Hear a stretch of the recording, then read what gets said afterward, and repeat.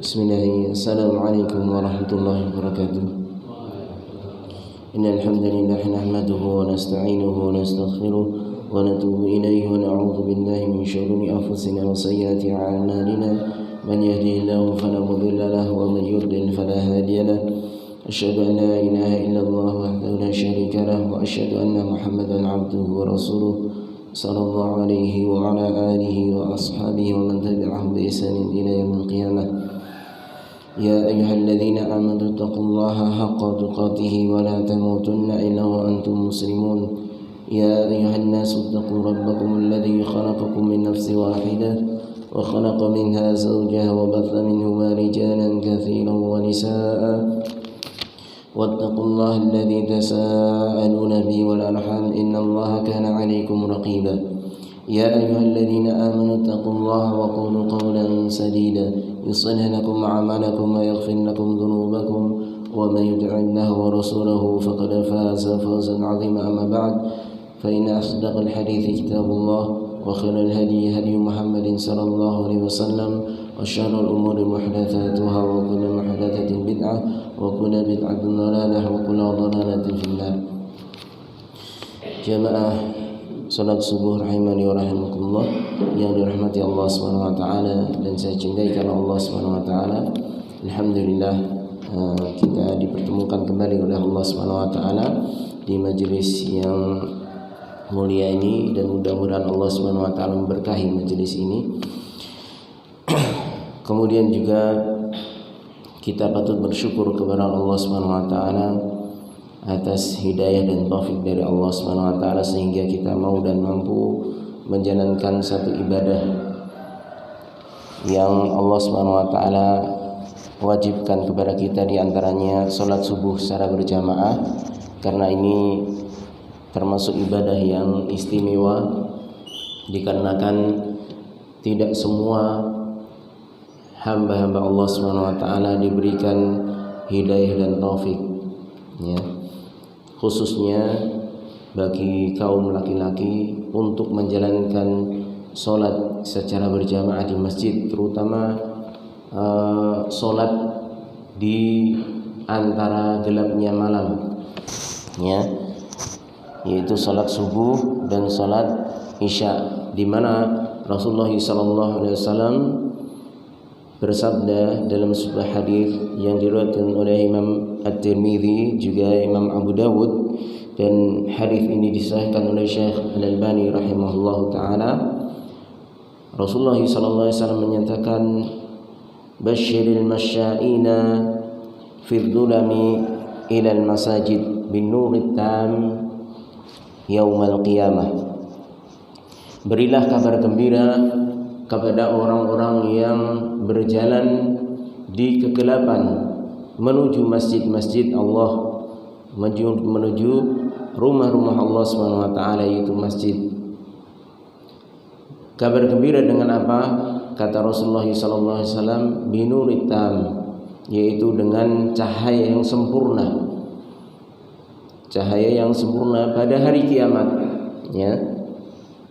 Jadi hadis ini dinyatakan oleh Rasulullah SAW bahwasanya orang yang berjalan menuju ke masjid Allah Subhanahu wa taala di kegelapan, para ulama menafsirkan ini adalah di antaranya kegelapan maupun itu di awal gelap malam ataupun di akhir gelap malam. Awal gelap malam yaitu waktu isya.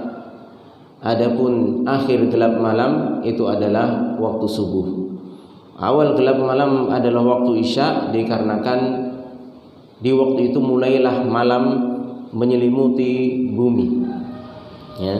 Kemudian di akhir gelap malam yaitu salat subuh, karena disitulah akhir gelap malam yang akan menghilang, kemudian berganti dengan waktu pagi atau siang, ya.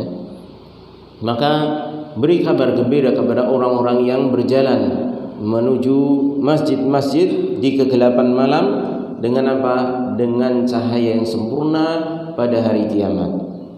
Ya, terutama nanti pada hari di mana manusia membutuhkan cahaya tersebut, yang cahaya tersebut akan dihasilkan dari amal-amal soleh mereka, terutama ketika meniti sirat, yaitu yang terbentang di punggung neraka jahanam, yang membentang dan menuju surganya Allah Subhanahu wa taala. Dia yang selamat akan masuk ke dalam surganya Allah Subhanahu wa taala, akan tapi yang terjatuh itu nasallallahu salamatul afiyah, itu akan masuk ke dalam nerakanya Allah Subhanahu wa taala. Ya. Dan kondisi saat itu disebutkan dalam hadis-hadis bahwasanya saat itu gelapnya luar biasa, bahkan gelapnya melebihi gelapnya malam. Maka dari itu manusia membutuhkan cahaya, ya, membutuhkan cahaya yang berasal dari amal soleh mereka masing-masing.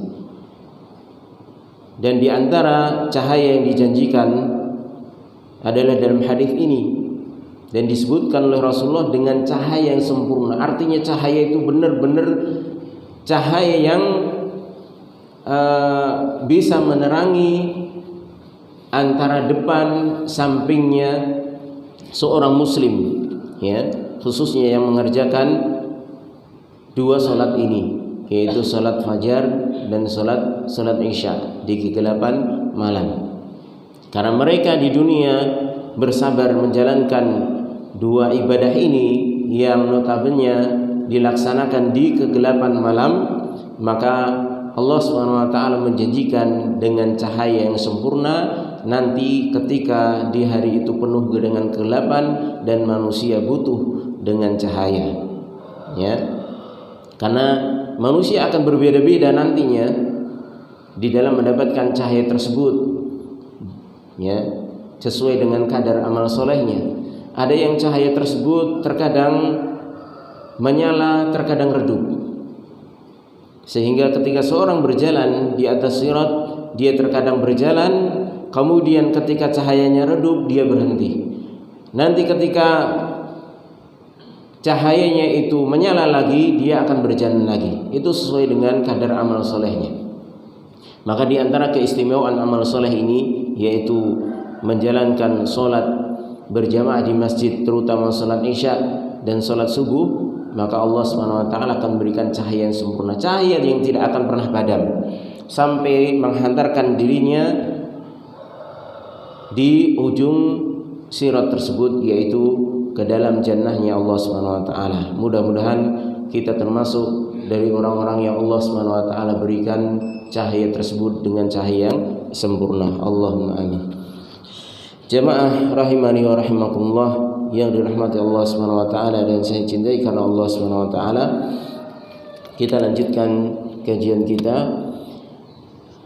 masih membahas tentang syarah masail jahiliyah, yaitu penjelasan dari perangai-perangai atau masalah-masalah jahiliyah yang wajib kita ketahui sehingga kita bisa menghindarinya. Kita masuk pada al-mas'alatu as-sadisatu was-sab'un, yaitu perkara jahiliyah yang ke-76. Al-makru syadidu li tathbiti syirki wa daf'il haqqi. Makar yang sangat kuat, ya. Kalimat makar tentunya ini sudah menjadi bahasa serapan di bahasa Indonesia, ya. Yang asalnya ini adalah bahasa Arab, tapi yang namanya kalau sudah disebut makar berarti kita sudah paham, yaitu suatu perbuatan yang dilakukan secara sembunyi-sembunyi, ya, untuk menimpakan sesuatu yang diinginkan dari orang yang berbuat makar tersebut. Makanya makar tersebut ada dua. ada yang makarnya baik, ada yang makarnya jelek. Ya. Kalau makarnya baik berarti dia ingin menimpakan sesuatu yang baik kepada orang tapi tanpa diketahui oleh orang yang diinginkan kebaikan tersebut. Ya. Kalau ini terpuji, ya. Misalnya seseorang mendamaikan antara dua kelompok yang berseteru, ya, dengan dia melakukan kebohongan, ya. Dan ini yang dibolehkan dalam syariat. Di antara kebohongan yang dibolehkan yaitu dia berdusta, berbohong dalam rangka untuk mendamaikan antara kedua belah pihak yang berseteru. Ya. Misalnya lihat si A dengan si B saling mendiamkan, maka dia tahu dan dia pikir ketika dia ingin mendamaikan orang tersebut, dia nggak bisa kecuali harus dia mungkin berbohong. Misalnya dia kasih hadiah kepada si A, ya, dengan mengatakan ini dari si B. Kemudian dia datang kepada si B, ini dari si A. Ya, si B titip salam kepadamu, si A titip salam kepadamu. Ya, akhirnya dua orang tersebut muncullah benih-benih untuk islah, untuk perbaikan. Ya, karena kebencian hilang, luntur dengan adanya pemberian tersebut. Ya, akhirnya ketika bertemu masing-masingnya saling memperbaiki diri. Ya, dikarenakan perbuatan si C tadi. Ya, maka perbuatan si C ini makar sebenarnya, tapi makar yang baik. Ya, sesuatu yang disembunyikan tanpa sepengetahuan si A ataupun si B yang berseteru dengan niatan untuk kebaikan. Kemudian di sana juga ada makar yang jelek. Ya, dan inilah yang dimaksud dalam pembahasan ini. Al-makru syadid, yaitu makar tipu daya yang sangat kuat untuk dalam rangka apa? Litathbiti syirki, untuk menetapkan kesyirikan, melanggengkan kesyirikan, perbuatan menyekutukan Allah Subhanahu wa taala, wa daf'il haqqi, dan untuk menolak kebenaran. Ya, makarnya itu dilakukan untuk menolak kebenaran dan justru melestarikan perbuatan yang jelek seperti kesyirikan. Al-makrul kubbaru kafi'ni qaumi Nuhin, yaitu makar yang besar, yang kuat, ya, sebagaimana perbuatan kaumnya Nuh. Ya, ini disebut makar. Sebagaimana ketika kaumnya Nuh itu menolak syariat atau ajakan Nabi Nuh alaihissalam, ya, menggunakan makar, alasan-alasan yang dibuat-buat sehingga untuk mengajak kaumnya yang lain itu agar menolak ajakan Nabi Nuh alaihi salatu wassalam. Al-makru isalul makruhi bi tariqatin khafiyatin. Al-makar itu adalah menimpakan kejelekan dengan cara tersembunyi. Ya, dengan cara tersembunyi, tidak diketahui oleh seorang. Ya, oleh karenanya terkadang usahanya itu nampaknya baik, tapi ternyata yang diinginkan adalah kejelekan. Ya, melestarikan kesyirikan dengan alasan uri-uri budaya. Ya, dengan alasan ini kearifan lokal. Ya, harus dilestarikan, padahal kesyirikan. Ya, sedekah bumi, sedekah laut, ya, namanya pun sudah seakan-akan baik, sedekah. Ya, namanya sedekah kepada Dewi Sri, ya, dalam rangka bersyukur, ya, kepada Allah kasih sajen di sawah-sawah, ya, agar supaya panennya melimpah. dan lain sebagainya dari perbuatan-perbuatan kesyirikan yang dilakukan tapi dengan cara yang tidak dibenarkan oleh syariat, tapi diembel-embeli dengan perkataan yang manis, yang menipu. Itulah namanya makar. Ya. Wa huwa naw'an, dan makar itu ada dua, makrun hasanun wa makrun sayyi'un. Makar yang jelek, makar yang baik dan makar yang jelek, seperti yang saya contohkan tadi. Wal makru sayyi'u, adapun di sini yang akan dibahas yaitu makar yang jelek di sini, huwa al-hiyalu al-khafiyah li isali syarri liman la yastahiquhu. Makar yang jelek itu adalah al-hiyal al-khafiyah, yaitu tipu daya yang tersembunyi untuk menimpakan kejelekan kepada orang yang tidak berhak menerima kejelekan tersebut. Ya.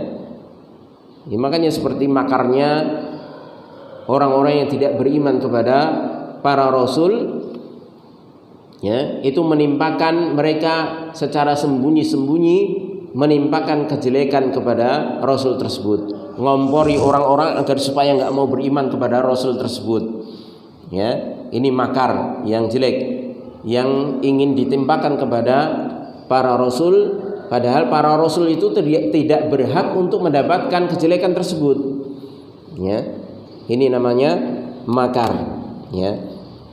Qala Allah Ta'ala fi qaumi Nuh, berfirman Allah Subhanahu wa taala tentang kaumnya Nuh, wa makaru makran kubbara wa qalu la tadharunna alihatakum wa la tadharunna wadda wa la suwa'a wa la yaghutha wa ya'uqa wa nasra wa qad adallu katsira. Dalam surah Nuh ayat ke-22 sampai 24. Dan mereka membuat makar, yaitu kaum Nuh, dengan makar yang besar.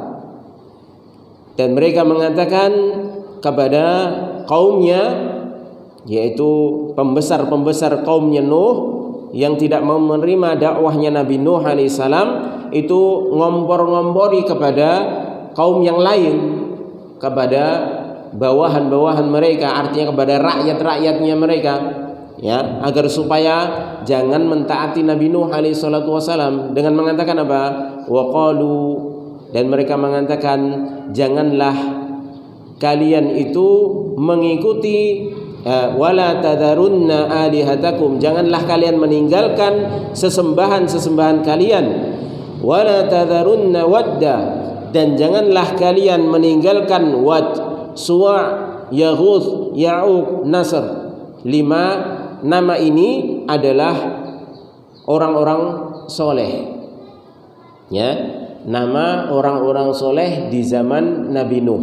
Jadi ketika orang-orang soleh ini dibuat patungnya, setelah meninggal dibuat patungnya, kemudian generasi yang membuat patung ini yang niatnya hanya sekedar untuk membangkitkan semangat belajar, semangat ibadah kepada Allah Subhanahu wa taala, kemudian generasi tersebut hilang, datang generasi yang bodoh yang tidak pernah belajar, kemudian dibisiki syaitan bahwasanya nenek moyangmu bikin patung ini, bikin gambar ini, mereka itu adalah orang soleh yang digunakan untuk meminta hujan, ya, yang digunakan untuk bertawasul, ya, menjadikan patung tersebut sebagai wasilah, sebagai perantara antara dirinya dengan Allah Subhanahu wa taala, sehingga disembahlah patung-patung tersebut di generasi selanjutnya. Maka ketika Allah Subhanahu wa taala itu mengutus Nabi Nuh alaihissalam dikarenakan kaumnya itu sudah membuat kesyirikan, yaitu dengan menyekutukan Allah dengan patung-patung tersebut, maka ketika Nabi Nuh mendakwahinya, jangan menyekutukan Allah Subhanahu wa taala dengan beribadah kepada selain Allah, yaitu diantaranya patung-patung ini, nama-nama orang soleh ini. Maka pembesar-pembesar kaum Nuh yang tidak terima dengan hal tersebut, itu langsung merespon. Responnya tidak langsung frontal, ya. Kita perhatikan kalimatnya. Responnya para pembesar kaum Nabi Nuh alaihissalam ini ketika mereka menolak dakwahnya Nabi Nuh itu dengan respon yang seakan-akan itu baik, ya. Ketika mereka mengatakan kalian jangan mengikuti dakwahnya Nabi Nuh, jangan tinggalkan sesembahan-sesembahan kalian, jangan tinggalkan Wad, Suwa, Yaghut, Ya'uq, Nasr. Mereka sebut orang-orang soleh, ya. Mereka sebutkan orang-orang soleh tersebut seakan-akan ini loh yang kamu sudah kerjakan dengan meminta hujan lewat orang-orang soleh ini sudah benar, ya.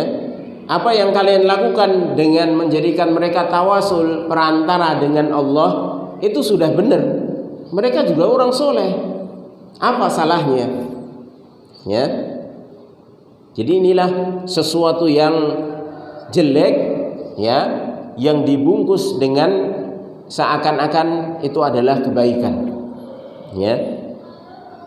Ini kan yang lakukan Pak Kiai, mosok Pak Kiai salah. Ini yang lakukan kan Habib, mosok Habib salah, dzurriyyah Rasul loh, ya. Keturunan Rasul, mosok keliru, ya. Mosok dikatakan ini enggak ada ajarannya, ya.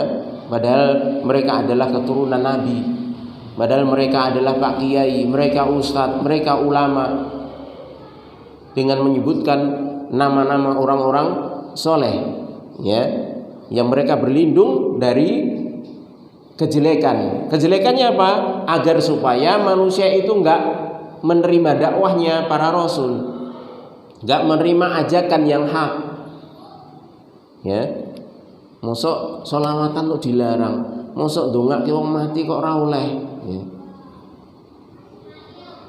Seperti itu, dibungkus dengan kalimat-kalimat yang indah yang sebenarnya harapan mereka agar supaya perbuatan jelek itu tetap lestari, tetap dilakukan, ya. Wa qad adallu katsira, dan sungguh, ya, mereka itu telah menyesatkan banyak orang dengan argumen mereka yang seakan-akan benar tersebut. Itulah yang dinamakan makar. Wal kubbaru huwa al-azim, dan disebutkan dalam surat tersebut wa makaru makran kubbara, dan mereka membuat makar dengan makar yang besar adalah makar al-azim, yang besar, yang kuat makarnya. Ini kalau orang awam terkena makar tersebut, ya, karena enggak jeli, ya. Apalagi orang awam yang tidak pernah belajar, ya, tidak pernah mendatangi kajian, ya, dikasih alasan-alasan semacam itu. Oh iya ya, ya. Ini yang lakukan juga orang soleh, mosok salah, ya. Ini kalau orang yang tidak dibekali dengan ilmu agama, dengan pemahaman yang benar, ya. Fahum yamkuruna bin nasi makran 'aziman bihadhil hiyal wa hadhihi turuki al-khabithati allati yad'unahum biha ila syirki.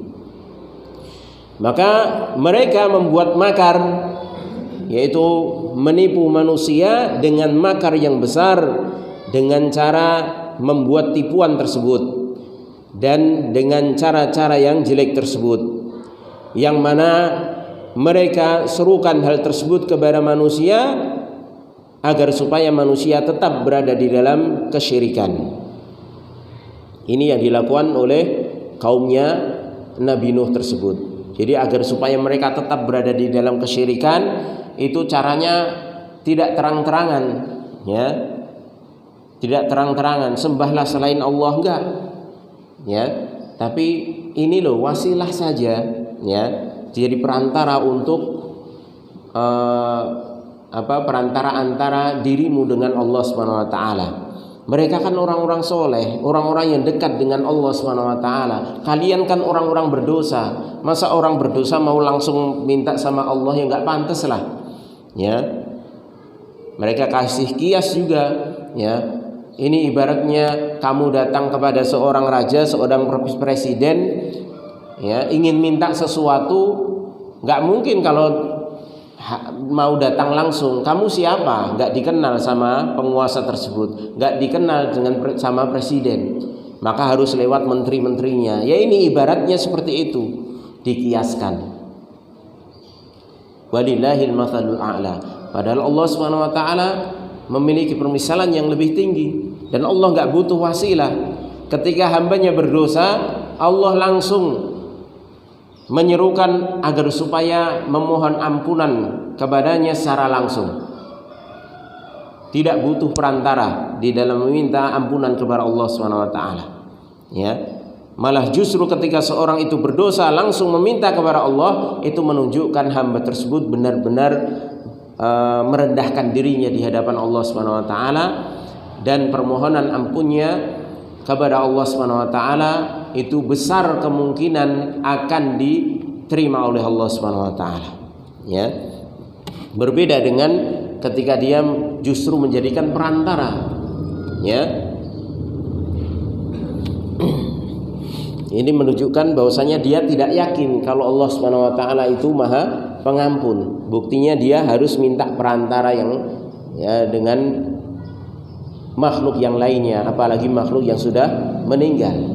Ya, makanya di dalam Islam itu walaupun boleh meminta doa kepada orang lain, ya, artinya orang yang masih hidup, kemudian kita bilang misalnya, Pak Ustadz, Pak Kiai, tolong doakan saya ingin melakukan seperti ini agar supaya dimudahkan oleh Allah, boleh. Tapi kata para ulama, doa sendiri itu lebih afdal. Doa sendiri itu lebih utama. Ya, walaupun itu dibolehkan. Ya, karena ketika seorang sering meminta doa kepada orang lain, itu nantinya dia akan cenderung ketawakalannya itu kepada orang tersebut. Ya, maka berdoa sendiri, dan karena ini asalnya, sebagaimana Allah SWT menyatakan, ud'uni astajib lakum. Berdoa langsung kepadaku, kata Allah SWT, astajib lakum. Ya, pasti aku akan kabulkan doamu. Ya, maka ini yang paling afdal. Ya, ini kepada orang yang masih hidup. Ya, tapi kalau kepada orang yang sudah mati, jelas ini dilarang dan ini termasuk kesyirikan. Ya, orang yang sudah mati butuh dengan doa kita, doa orang yang masih hidup. Ya, mahma manzilatuhu, bagaimanapun kedudukan orang tersebut.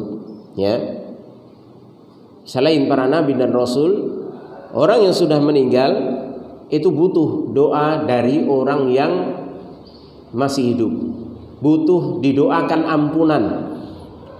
Karena setiap orang pasti punya kesalahan. Ya, setiap orang pasti punya kesalahan, punya dosa kepada Allah SWT. Tidak ada orang yang maksum kecuali para nabi dan rasul. Maka orang selain para nabi dan rasul ketika sudah meninggal butuh doa.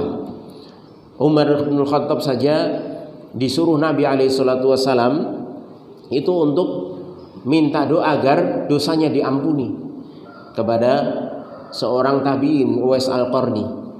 Ya, dan Umar melaksanakan minta doa ketika ketemu Uwais Al-Qarni rahimahullah. Ya, ini padahal Umar bin Khattab itu adalah radhiyallahu ta'ala anhu, itu orang terbaik kedua setelah Abu Bakar. Ya. Al-Faruq, ya, yang dijuluki sang pembeda, yaitu yang membedakan antara hak dan batil. Yang syaitan itu kalau lewat berpapasan dengan beliau radhiyallahu ta'ala anhu, itu pasti nyingkir, pasti menyingkir. Ini Umar.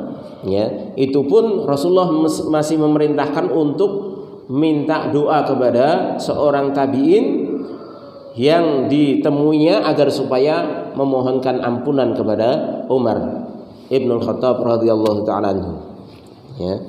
Lalu bagaimana lagi dengan orang-orang setelahnya? Sesoleh apapun orang tersebut, kalau sudah meninggal maka dia butuh doa dari orang yang masih hidup. Ya. Bukan dimintai doa. Baik. Jadi mereka menggunakan makar tersebut, yaitu cara-cara yang jelek, yang tersembunyi, agar melestarikan kesyirikan dan menolak kebenaran. Wa idza ja'adhum da'watut tauhid hadzaruhum minha, dan apabila datang dakwah tauhid, yaitu agar manusia mentauhidkan Allah, menjadikan ibadah itu hanya kepada Allah saja, maka serta-merta mereka itu memperingatkan manusia darinya. Jangan ikuti dakwah tersebut, ya. Ketika manusia didakwahi oleh seorang dai, ya, agar supaya mentauhidkan Allah, meminta hanya kepada Allah, tidak melakukan kesyirikan-kesyirikan dengan berbagai macam jenisnya, baik itu dengan melakukan pesesembahan-sesembahan, ya, sesajen-sesajen, ataupun dengan jamasan-jamasan, dengan istilah-istilah agar supaya menjaga negeri ini dari gonjang-ganjing dan lain sebagainya, yang pada hakikatnya itu adalah kesyirikan. Dan ketika ada dai, ada seorang ustadz yang menyuruhkan untuk jangan melakukan hal tersebut karena itu adalah kesyirikan, mereka serta-merta memperingatkan manusia, ya, jangan ikuti dia. Dia itu tukang memecah belah persatuan bangsa, ya. Dia itu akan menghilangkan budaya dari negara ini, ya, dan lain sebagainya, dari alasan-alasan yang mereka buat-buat seakan indah, ya, yang pada hakikatnya agar supaya manusia itu menolak dakwah tauhid tersebut, agar manusia menolak kebenaran yang dibawa oleh seorang dai tersebut. Wa qalu haula'i yuriduna an yatara'asu 'alaikum. Mereka sambil mengatakan apa? Mereka ini, para dai-dai ini yang menyerukan kepada tauhid, yang menyerukan untuk meninggalkan kesyirikan ini, yang mereka inginkan itu agar supaya mereka itu jadi pemimpin kalian. Mereka inginnya dijadikan pemimpin-pemimpin di antara kalian. Makanya mereka mengajak kalian, mendakwahi kalian, ya. Jadi dituduh orang-orang yang menyuruh kepada tauhid, orang-orang yang menyuruh kepada al-haq, kepada kebenaran, kembali kepada mengesahkan Allah Subhanahu wa taala, dituduh mereka itu hanya menginginkan kedudukan saja. Wa yuriduna an yatafaddalu 'alaikum, dan mereka itu hanya menginginkan agar supaya itu mereka lebih tinggi di antara kalian. Ini tuduhan mereka. Padahal yang dituduhkan itu sebenarnya apa yang diinginkan oleh para pembesar-pembesar, orang-orang yang menjadi provokator itu, ya, agar supaya mereka itu enggak jatuh, ya, yang selama ini mereka diagungkan oleh rakyat, oleh manusia, ya. Ketika ada dakwah tauhid, wah, nanti berkurang penghasilan. Manusia sudah tidak mengagungkan kita lagi, ya. Kita kan selama ini jadi pemimpin dari kegiatan-kegiatan tersebut, ditaati, ya. Ngomong A langsung dituruti, ngomong B langsung dituruti, ya. Mereka suruh keluarkan uang untuk melaksanakan kegiatan-kegiatan kesyirikan tersebut, masyarakat langsung antusias. Tapi sekarang ada dai yang menyeru kepada tauhid, wah, nanti kita gak bisa lagi mengumpulkan uang dari manusia, ya. Ini yang mereka khawatirkan. Tapi kekhawatiran tersebut dituduhkan kepada para dai, padahal para dai tersebut ikhlas, tidak mengharapkan kedudukan maupun upah, dari dakwah mereka, ya. Fa tahsinul qabihi linnas, maka mereka membuat hal yang seakan-akan indah dari hal yang jelek tersebut. Jadi perbuatan yang jelek dibungkus dengan keindahan agar supaya manusia itu tertipu, ya, dengan alasan-alasan tersebut. Wa taqbihul hasan, dan mereka membuat hal yang sebenarnya itu bagus, yaitu dakwah tauhid tersebut, seakan-akan itu jelek. Dikatakan memecah belah umat lah, dikatakan nanti kalau dakwah ini dibiarkan nanti negara kita mau jadi apa, ya, negara kita akan jadi carut marut, ya, akhirnya tidak ada lagi toleransi dan lain sebagainya. Alasan-alasan yang seakan-akan indah diucapkan oleh lisan, didengar oleh telinga manusia, tapi pada hakikatnya itu adalah racun yang berbisa dan sangat mematikan, ya. Huwal makrul kubbar, itulah yang dinamakan makar yang besar. Alladzi yazalu yuzawiluhu du'atul dhalal qadiman wa hadithan, yang itu terus dipraktekkan oleh para dai-dai penyeru kesesatan, baik yang dahulu maupun yang sekarang, ya. Dan itu terus ada, dan itu dipraktekkan karena mereka sadar ketika ingin menghalangi seorang dari dakwah tauhid, ya, menghalangi seorang dari kembali kepada Allah Subhanahu wa taala, gak mungkin langsung frontal, ya, dengan hujah pun mereka kalah, gak punya hujah di dalam melestarikan kesyirikan.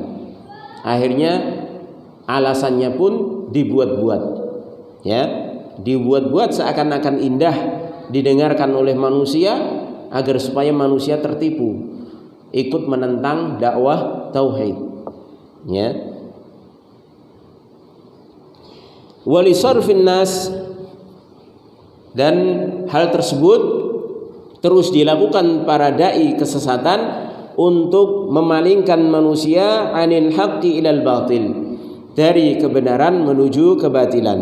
Wa ikhrajihim minan nuri ila dhulumat, dan mengeluarkan manusia dari cahaya kepada kegelapan. Dakwah tauhid mengembalikan manusia agar supaya beribadah hanya kepada Allah, itu adalah ibaratnya mengajak manusia yang dahulunya dari kegelapan kesyirikan, kegelapan peribadahan kepada selain Allah, menuju terang benderangnya cahaya tauhid, yaitu beribadah hanya kepada Allah Subhanahu wa taala. Tapi musuh-musuh para dai penyeru kesesatan ini sebaliknya, mereka justru enggak terima dengan hal tersebut. Mereka menginginkan agar manusia itu tetap sudah pada kesyirikan, pada kebatilan, ya. Makanya diibaratkan mereka mengeluarkan dari cahaya menuju kegelapan, ya. Kama qala ta'ala, sebagaimana firman Allah Subhanahu wa taala dalam surah Al-Baqarah ayat ke-257, Allahu waliyul ladzina amanu yukhrijuhum minadh dhulumati ilan nur wal ladzina kafaru awliya'uhum at-taghutu yukhrijunahum minan nuri iladh dhulumat ulaika ashabun nari hum fiha khalidun. Allah adalah pelindung, walinya orang-orang yang beriman, yang mana Allah mengeluarkan mereka, orang-orang yang beriman tersebut, dari kegelapan menuju cahaya. Dan adapun orang-orang kafir, maka wali-wali mereka, pelindung-pelindung mereka adalah taghut. Taghut adalah ma yu'badu min dunillahi wa huwa radin, yaitu apa-apa yang diibadahi selain Allah dalam keadaan dia ridha. Kalau yang diibadahi itu adalah berbentuk manusia ataupun jin, syaitan, ya, maka ketika yang diibadahi itu selain Allah tersebut dalam keadaan ridha, itu dinamakan taghut. Tapi kalau yang diibadahi itu tidak ridha, itu bukan dinamakan taghut. Seperti seorang menyembah kepada malaikat, ya, malaikat gak mungkin ridho disembah, makanya malaikat gak bisa dinamakan tauhid. Ada orang menyembah kepada Nabi alaihi salatu wassalam, ya, mengagungkan Nabi melebihi batasnya, padahal Nabi gak ridho. Nabi sudah mengatakan la tutruni kama atratin nasara ibn Maryam fa inna ma ana abdun faqulu abdullahi wa rasuluh. Jangan kalian berlebih-lebihan dalam memujiku sebagaimana orang-orang Nasrani berlebihan memuji Isa bin Maryam sampai ke derajat Tuhan. Ya, minimalnya dikatakan anak Tuhan. Ya. Fa inni Abdullah, karena sesungguhnya aku ini adalah hamba Allah dan Rasulnya. Maka katakanlah hamba Allah dan Rasulnya. Ya. Maka yang menyembah Nabi Isa, yang menyembah para nabi, ya, itu para nabi tersebut tidak dikatakan tauhid karena mereka enggak ridho walaupun mereka diibadahi. Karena definisi tauhid adalah ma yu'badu min dunillahi wa huwa radin, yaitu apa-apa yang disembah, yang diibadahi selain Allah dalam keadaan dia ridha. Makanya ru'usut tauhid, ya, pimpinan tauhid itu adalah iblis, ya, la'natullah alaih. Karena iblis ini adalah sosok yang memang menginginkan agar manusia itu mengikuti jalannya, meninggalkan peribadahan kepada Allah Subhanahu wa taala. Makanya dia dinamakan yaitu pimpinannya para tauhid, ya.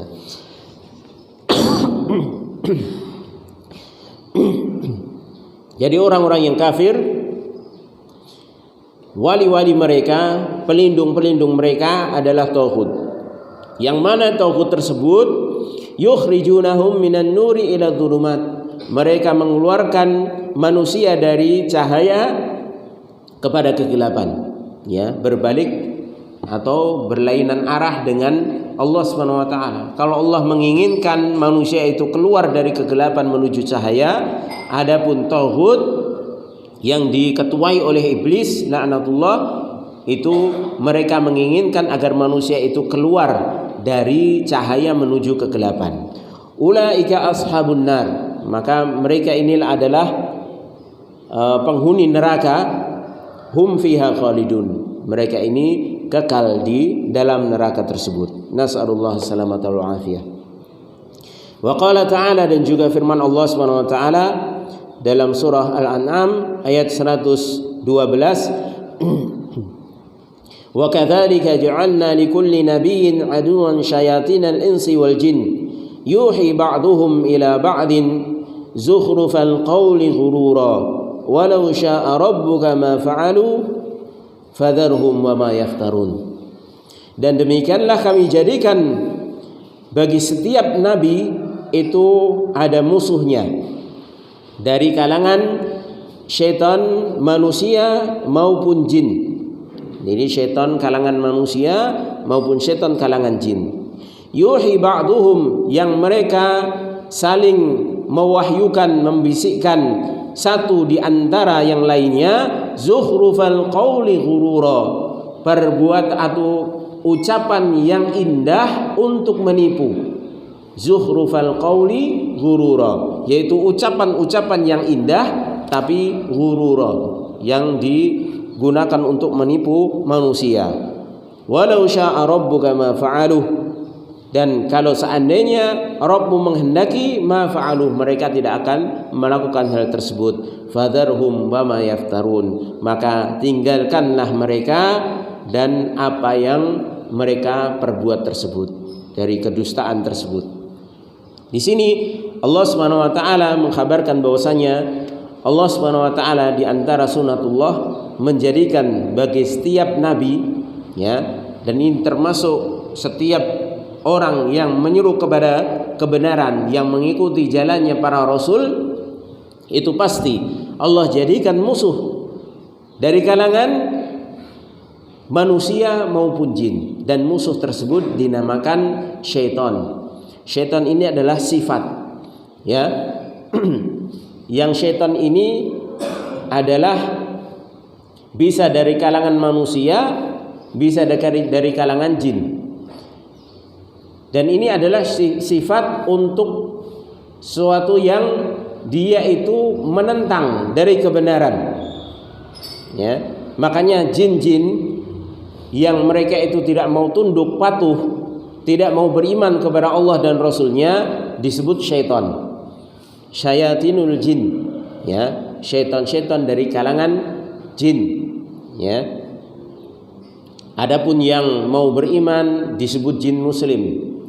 Demikian juga di antara manusia, mereka yang kafir, ya, menentang dakwah para nabi dan rasul, menentang untuk beriman kepada Allah dan Rasulnya, tidak mau beriman kepada Allah dan Rasulnya, dari kalangan manusia, ini pada hakikatnya itu disebut juga syayatinul ins, yaitu syaitan-syaitan dari jenis manusia, ya. Dan tugas mereka yaitu apa?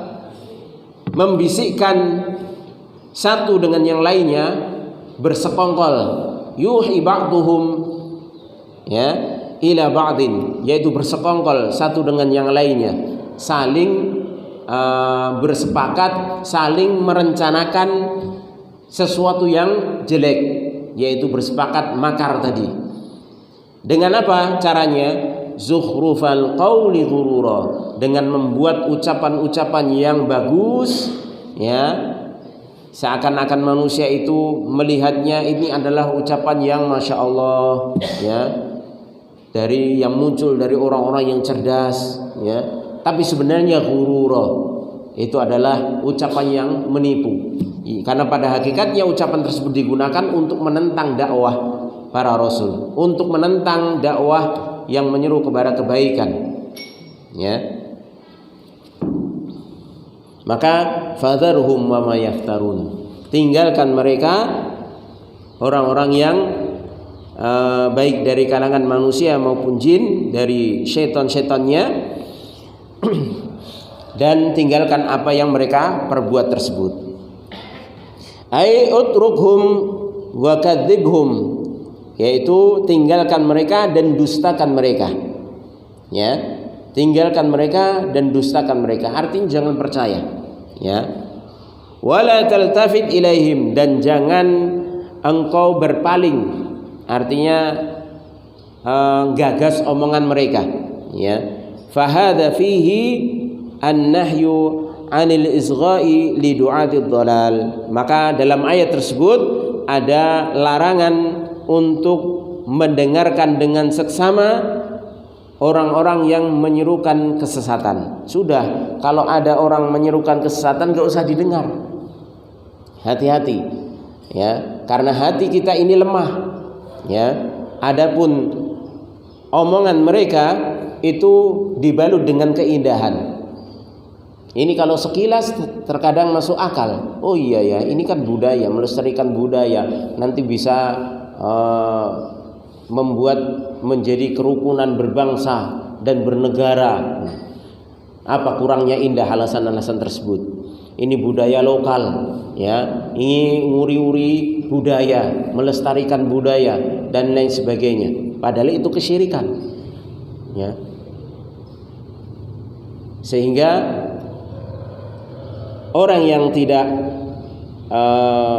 kuat ilmunya mendengarkan alasan-alasan tersebut, akhirnya ikut, ya, ikut terjerumus ke dalam penolakan terhadap dakwah tauhid, ya.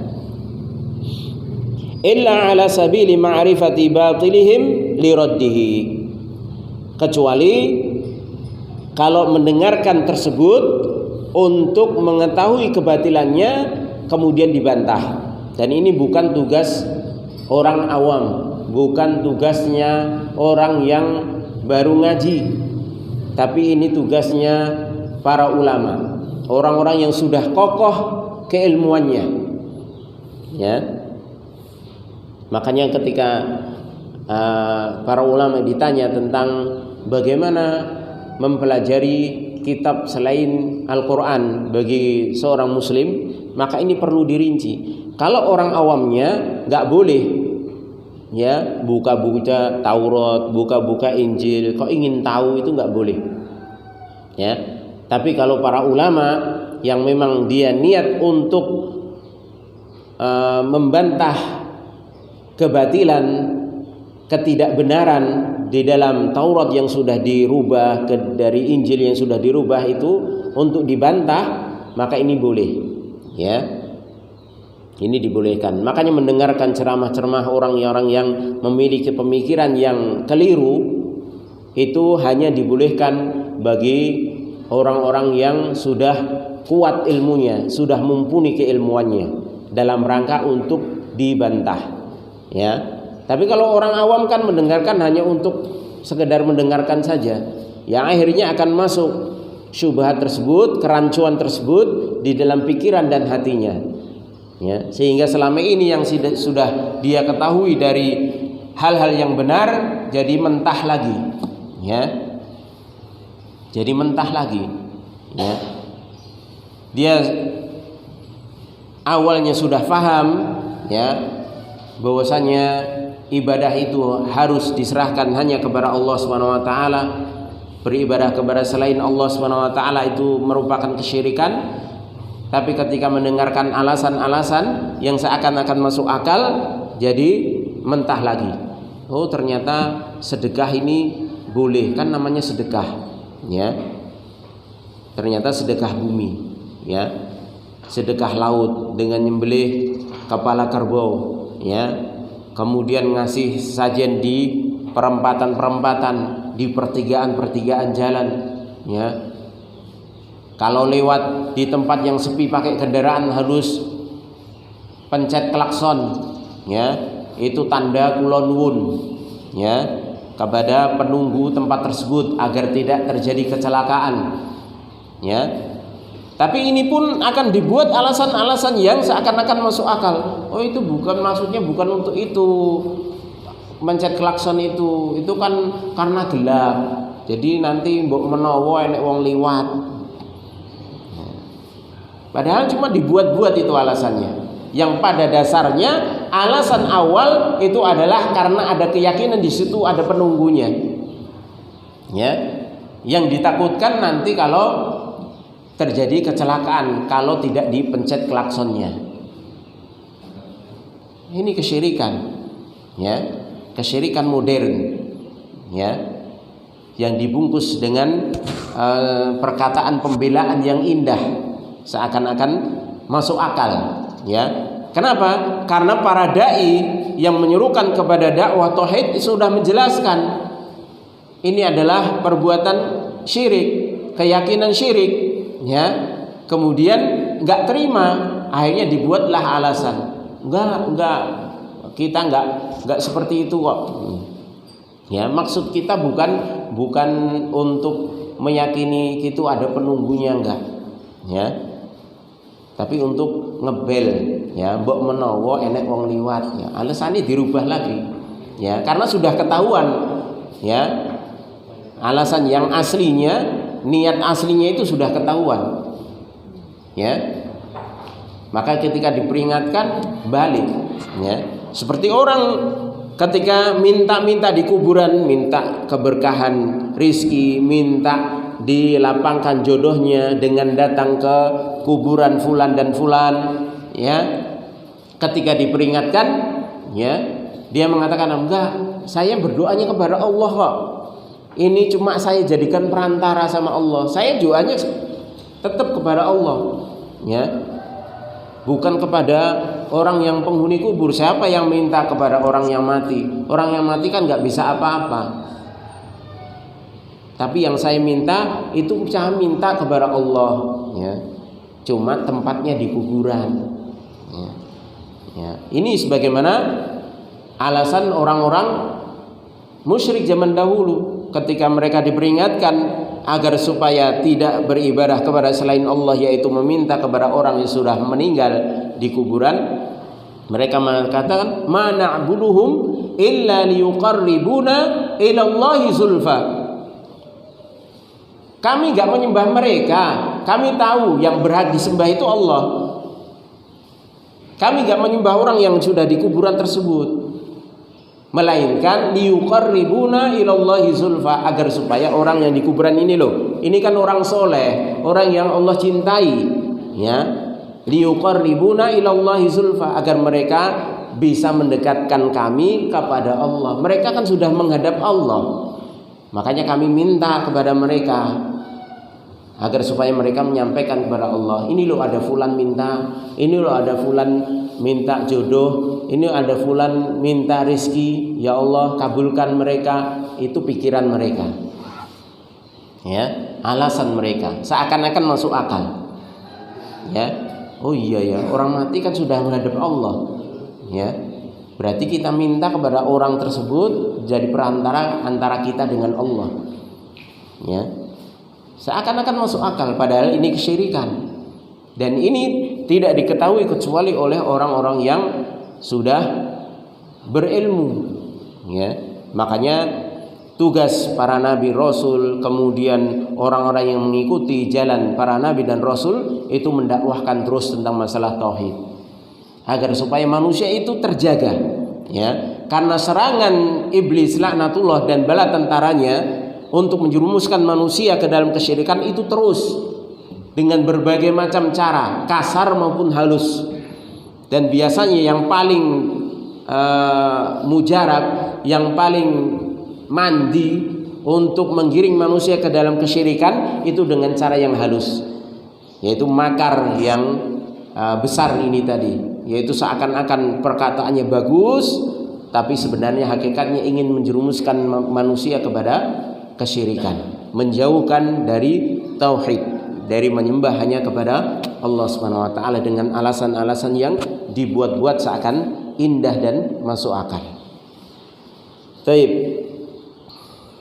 Wallahu alam bisawab.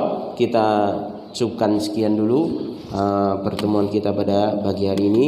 Mudah-mudahan ini bisa menambah keilmuan kita dan sekaligus mengokohkan, ya, keyakinan kita, akidah kita kepada Allah Subhanahu wa taala, bahwasanya kita yakin betul bahwasanya hanya Allah satu-satunya yang berhak untuk kita berikan ibadah, ya. Dari segala macam dan jenisnya ibadah yang kita lakukan itu kita berikan hanya kepada Allah Subhanahu wa taala, ya. Dan kita memohon kepada Allah Subhanahu wa taala agar supaya tidak tertipu dengan omongan-omongan dari musuh-musuh Allah Subhanahu wa taala, baik dari kalangan jin maupun manusia, ya, yang dibisikkan kepada kita dengan ucapan-ucapan yang indah, tapi sebenarnya itu adalah tipuan, ya. Baik, kurang lebihnya saya mohon maaf. Kita tutup dengan doa kafaratul majelis. Subhanakallahumma wa bihamdika asyhadu an la ilaha illa anta astaghfiruka wa atubu ilaik. Wassalamualaikum warahmatullahi wabarakatuh.